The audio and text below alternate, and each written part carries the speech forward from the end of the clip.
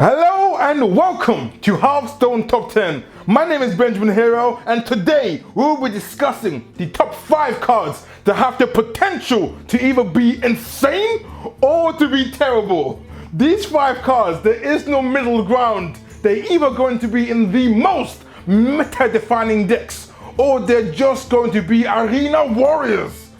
So sit back and relax and enjoy this top 5 list of the most cards that have the potential to break the game or to be forgotten in the histories of time. At number 5, we have Carrion Grub, a 3-mana 2/5 with vanilla, no text. It's naked. Even look at this card. It's naked. Why? Because it is proud of having no text. Now you might be wondering, Benjamin, why would you include a 2/5 on your top 5 list of insane cards? Quite simple. There's one card in the game that exists that can make Carrion Grub simply stupid. Just stupid in terms of how it can perform.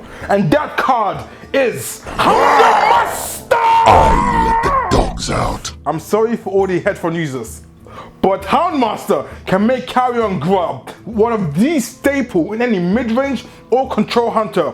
Think about this, you play Carrion Grub and because of the 5 health, it's able to sustain and take hits from pretty much any free cost minion. Then next turn, you play Houndmaster and give Carrion Grub 2/2 and taunt. Now it is a 4/7 and you have a 4/3 on the field. That is a power turn. And let's just say, possibly Carrion Grub survives to the next turn. Then on turn 5, who are we gonna play? Yes, we're going to play Ram Wrangler. Carrion Grub has the potential to be insane, purely for the fact it can be the key linchpin that the control hunter needed to sustain and survive the early game with a more durable body. Carrion Grub can really make the deck.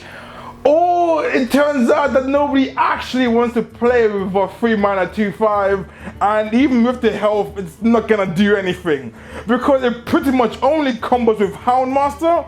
If you don't have Houndmaster in your hand, it's pretty crappy. That's why it can either go 2 ways, good or terrible. However, I do have to admit, Carrion Grub is number 5 because it gets hard counted by Hemet Nestingberry in Wild. Yeah, I guess no card can be so OP, right? Hemet?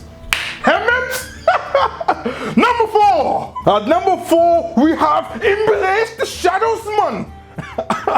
A 2-mana priest card that allows all the healing you do for that turn to do damage instead. When this card was first unveiled in the whispers of the Old God expansion, people discounted it. They were saying, why would I have Embrace the Shadows when I can simply have Okana Soul Priest instead? And I was thinking, guys, why not just have both? Both Okana Soul Priest and Embrace Shadows, because now you have more redundancy in your deck with the same effect, and that allows you to really create some amazing combo potential. You can play a deck called the Combo Burst Priest. Think of this scenario. You have Darkshire Alchemist, you play Embrace Shadows, you play Darkshire Alchemist, and now you have 5 damage anywhere on the field. Or let's say you have a corrupted healbot on the field. You ram your corrupted healbot onto the enemy minion, destroy the minion, and before that you play the Embrace Shadows, and now you have 8 damage burst onto your opponent's face. And let's say you play Embrace Shadows, then you just play Flash Heal and use your hero power, you have 7 damage on any minion you want. And that even includes the face. And now, even think of that with Circle of Healing. With 2 cards, you get a 2-mana Flame Strike that destroys the opponent's board.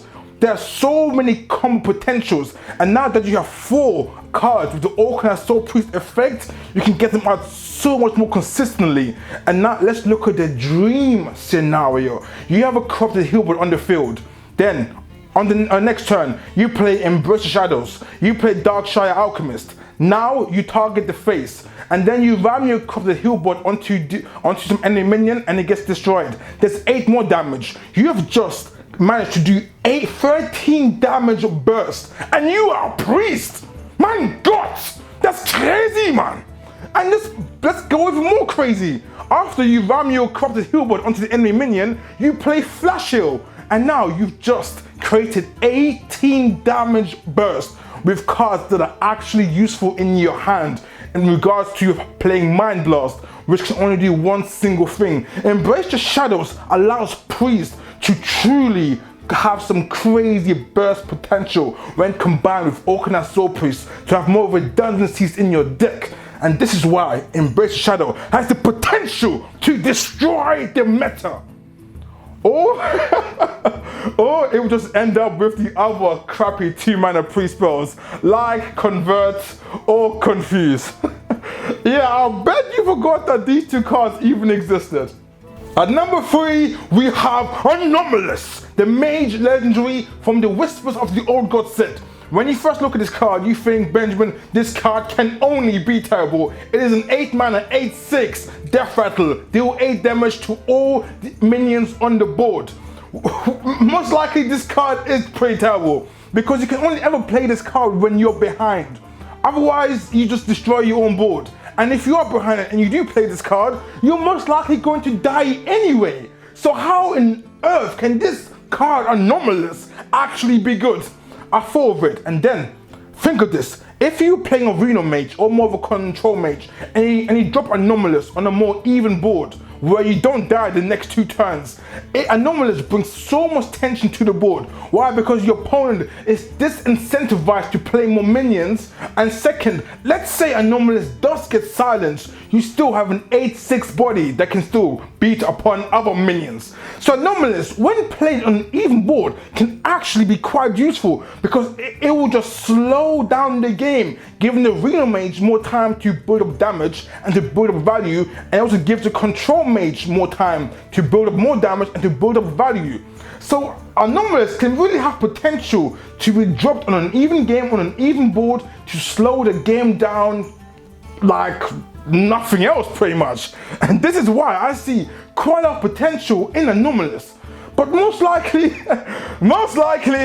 it will just be another Flame Leviathan, and you won't even see and you might only see it in Arena. Anomalous has potential, but at the same time, I would not bet my life on it. At number 2, we have another mage card. It looks like mages really paid the price for getting a card like Faceless Summoner in this expansion. At number 2, we do have the Demented Frostcaller, a 4-mana 2/4 with the effect, whenever you play a spell, you can freeze a random enemy character. But the reason why I see some potential in the Demented Frostcaller is because I can see a whole different deck of mage. And I was gonna call it Freeze Mage, but that deck kind of already exists. So I'm gonna call it Frost Mage, and the whole purpose is the minions on the board just go face, and then you keep perpetually freezing the board using cards like Iceland, using cards like Cone of Cold, using cards like Blizzard.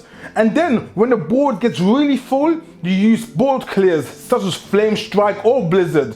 And the Demented Frostcaller is the card that will allow you to freeze enemy minions by comboing it with Arcane Missiles, or using Emperor Thorson to reduce the cost of the Demented Frostcaller and some of the associated spells, such as Roaring Torch. And that is a Flaming Torch and Roaring Torch. There are 2 cards combined. And with that, you'll be able to freeze enemy minions as you play those burn spells to go to their face. So it's a different kind of freeze mage, but instead of freezing, you're focusing on frosting. You get Demented Frostcaller? That's why I call it Frost Mage. And I can just see a deck like this actually working, where the sole purpose is to freeze the enemy board, minions go phase, clear the board with board wipes like Flame Strike and Blizzard. And for that reason where I see this little bit of potential, the Demented Frostcaller has the chance, even though it's bloody small, to actually change the game. At number 1, we have the one, the only, the ultimate Dark Speaker.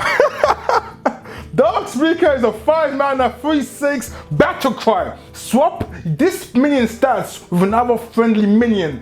When I first saw this card, I was thinking to myself, what possible use could you have swapping our stats with a 3/6? Why would you ever want to do that? And then, ladies and gentlemen, I did more research, seeing what wombo combos can Dark Speaker actually do. And I've concluded Dark Speaker can do so much. For the ability to swap its stats with another minion can cause some really funky and weird combos. First of all, Dark Speaker combos really well with Herald Volajaz and Shadowcaster, as you can turn the 1/1 minion back up into an quite beefy 3/6 minion. In addition, Dark Speaker can combo with the one and only, the ultimate card. You guessed right, ladies and gentlemen, it can combo with the Angry Chicken. Finally, you have an activator for the Angry Chicken. And also Dark Speaker combos well with Patron. Can you imagine having a 3/6 Patron? It can take a lot of hits and everyone can get in there. Also, Dark Speaker combos well with buff cards such as Power Overwhelming and Abusive Sergeant. You get one minion, give it Power Overwhelming, Abusive Sergeant, you play Dark Speaker, and then wham, now Dark Speaker has those beefy stats permanently. Also, Dark Speaker combos really well with the new card Evolve from Shaman because it's a 5-mana minion.